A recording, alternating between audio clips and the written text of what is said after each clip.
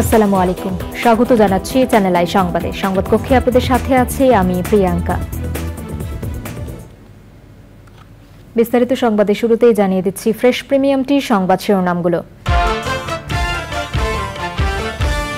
অবহেলায় নষ্ট হয়েছে ২৫০০ কোটি টাকার ১,১০,০০০ ইভিএম মেশিন, আগামী নির্বাচনে অনিশ্চিত এর ব্যবহার। ভারতের উত্তরপ্রদেশে হুড়োহুড়িতে পায়ের চাপা পড়ে মৃত পুণ্যার্থীর সংখ্যা বেড়ে ১১৬, হতাহতের বেশিরভাগই নারী ও শিশু। এবং ব্রিটেনের পার্লামেন্ট নির্বাচনে জনমত জরিপে এগিয়ে লেবার পার্টি, ভোটের লড়াইয়ে টিউলিপ সিদ্দিক সহ বাংলাদেশি বংশোদ্ভূত ৩৪ প্রার্থী।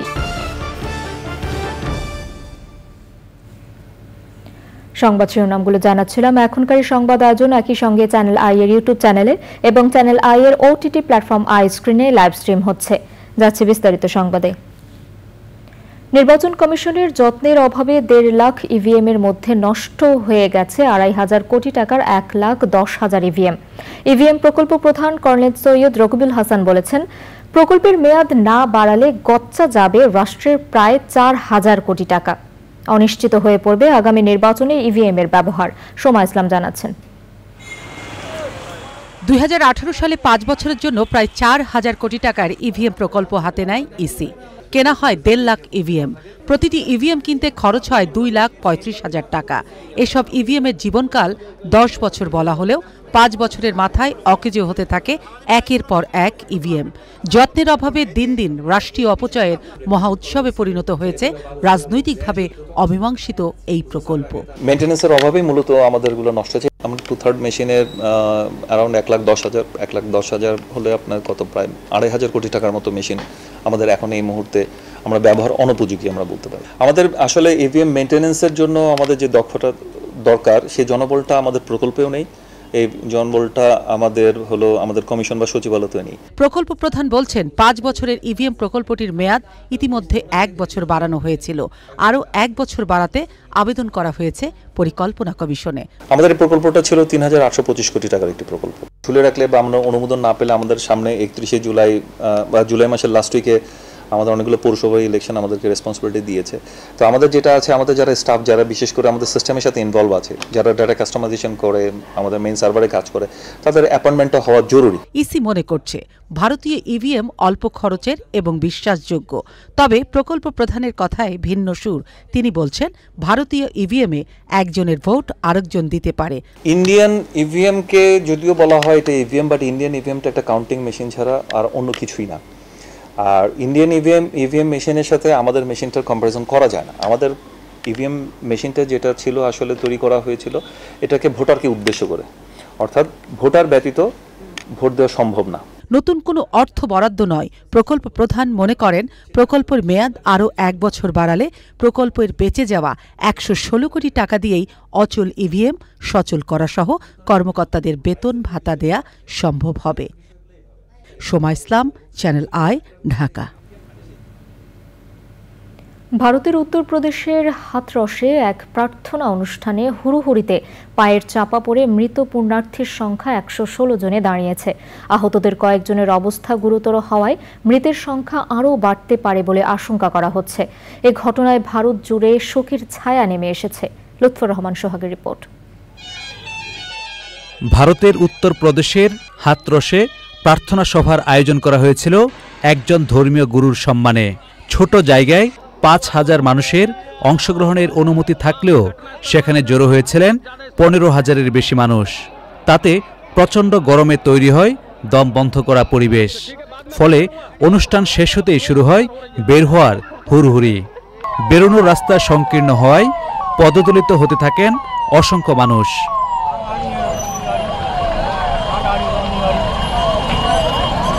আহত অবস্থায় ট্রাক, টেম্পো, বাস, মোটরসাইকেলে করে অন্তত ১৫০ জনকে হাসপাতালে নেওয়া হয়।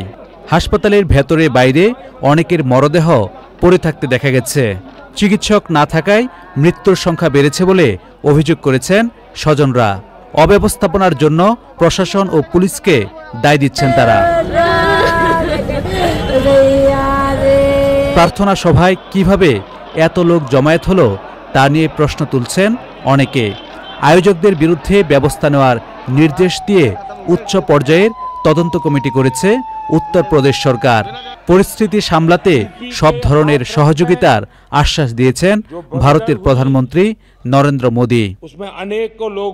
লুৎফর রহমান সোহাগ, চ্যানেল আই। যুক্তরাজ্যের পার্লামেন্ট নির্বাচনে এবার পরিবর্তনের আভাস পাওয়া যাচ্ছে।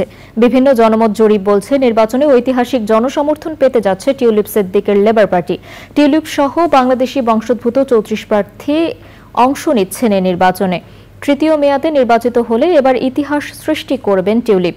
আর এতে প্রথমবারের মতো কোনো বাঙালিকে দেখা যেতে পারে ব্রিটিশ মন্ত্রী হিসেবে।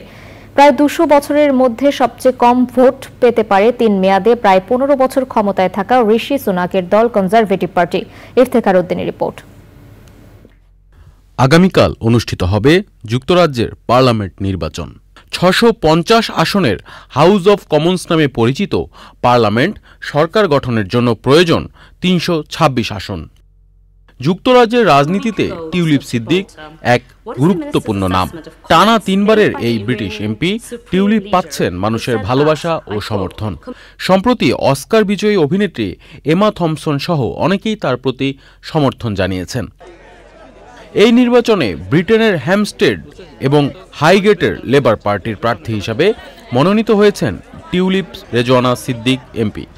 এই নির্বাচনে লেবার পার্টি জয়লাভ করলে বাংলাদেশি বংশোদ্ভূত হিসাবে প্রথম ব্রিটিশ মন্ত্রী হয়ে ইতিহাস সৃষ্টি হবে। যুক্তরাজ্যের পার্লামেন্টে 650 আসনে লড়ছেন 4379 প্রার্থী।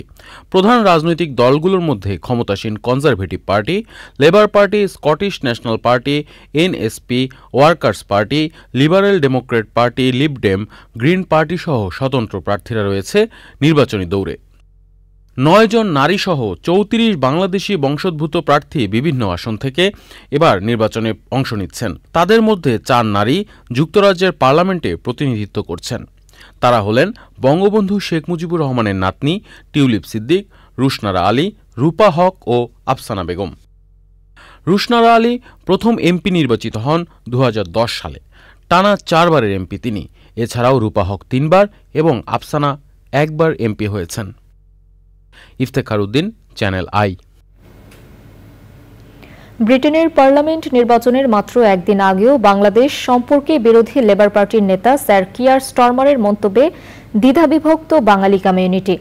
বিতর্কিত ওই মন্তব্যের জন্য গণমাধ্যমে দুঃখ প্রকাশ করলেও কোনোভাবেই তা মেনে নিতে পারছেন না ব্রিটেনের বাঙালি কমিউনিটি। যুক্তরাজ্যের বার্মিংহাম থেকে মিজান রেজা চৌধুরীর ভিডিও চিত্রে বিস্তারিত জানাচ্ছেন আব্দুল আহাদ সুমন। কনজারভেটিভ সরকারের 14 বছরের শাসন আমলে অনেকটা জনপ্রিয়তা হারিয়েছে বলে মনে করা হচ্ছে। বিভিন্ন জরিপ অনুযায়ী লেবার দল অনেকটা এগিয়ে, কিন্তু সদ্য লেবার লিডার স্যার কিয়ার স্টারমারের বাংলাদেশ নিয়ে নেতিবাচক মন্তব্যে উত্তপ্ত হয়ে উঠেছে ব্রিটেনের বাংলাদেশি কমিউনিটি।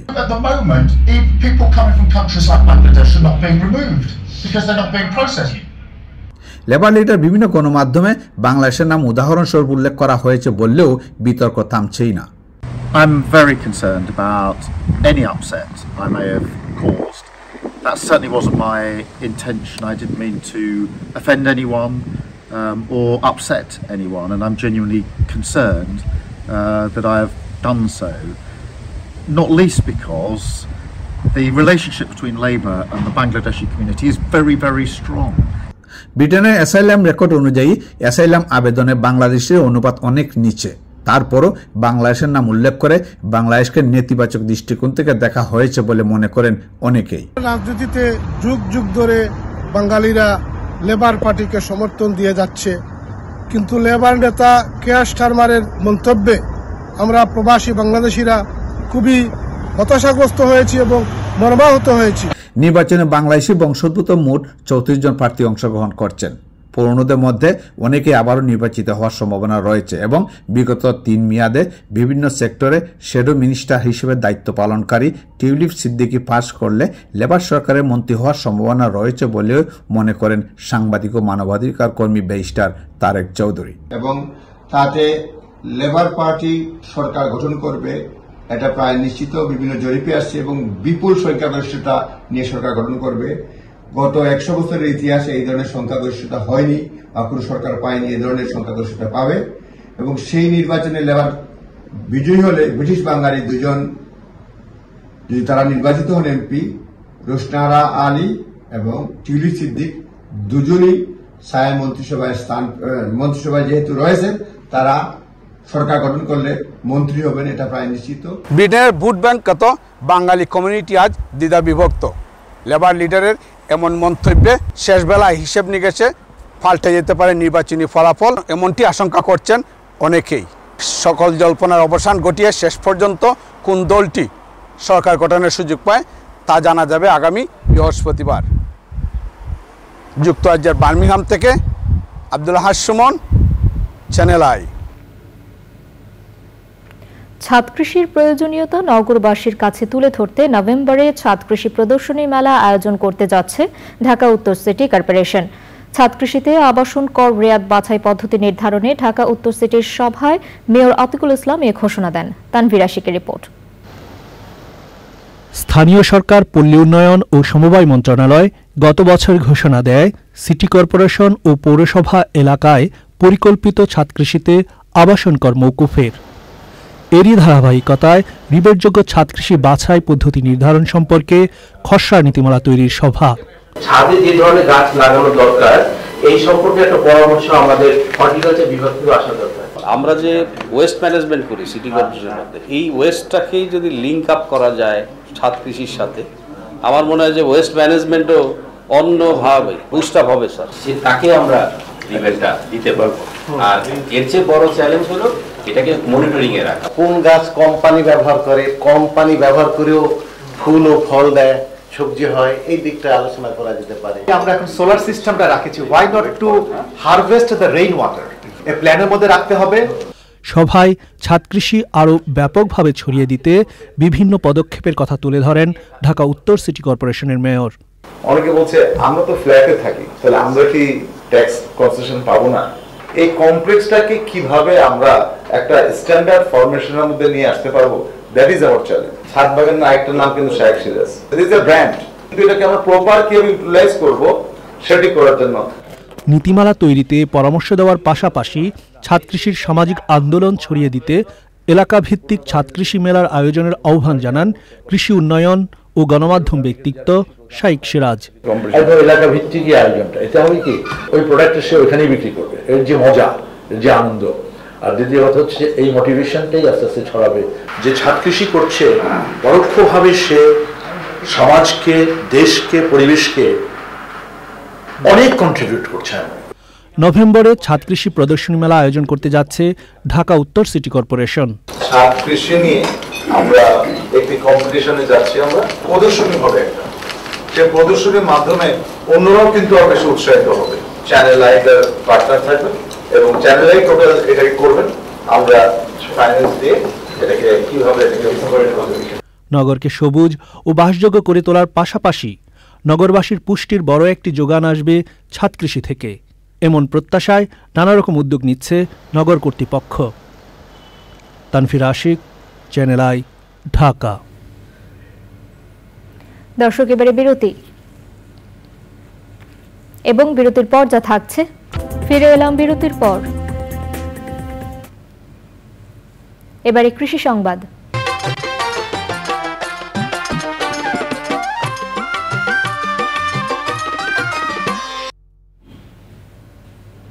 টাঙ্গাইলে ক্ষুদ্র ও প্রান্তিক কৃষকদের বিনামূল্যে বীজ ও সার দেয়া হয়েছে।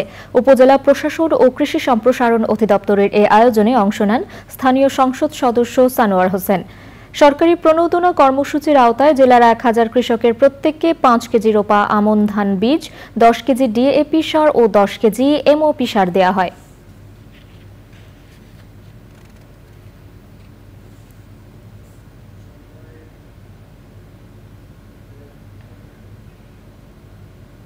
এবারে প্রকৃতি সংবাদ।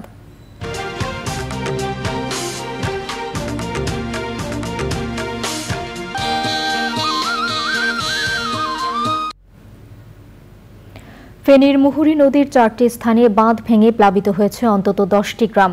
কয়েক শতাধিক পরিবার পানিবন্দী হয়ে পড়ার পাশাপাশি তলিয়ে গেছে ফুলগাজী বাজার। ফেনী পরশুরাম আঞ্চলিক সড়ক তলিয়ে যাওয়ায় জনদুর্ভোগ চরমে। স্থানীয়দের অভিযোগ, বর্ষায় বাঁধটি ভেঙে গেলেও স্থানীয় স্থায়ী সমাধানে কোনো উদ্যোগ নেয়নি কর্তৃপক্ষ।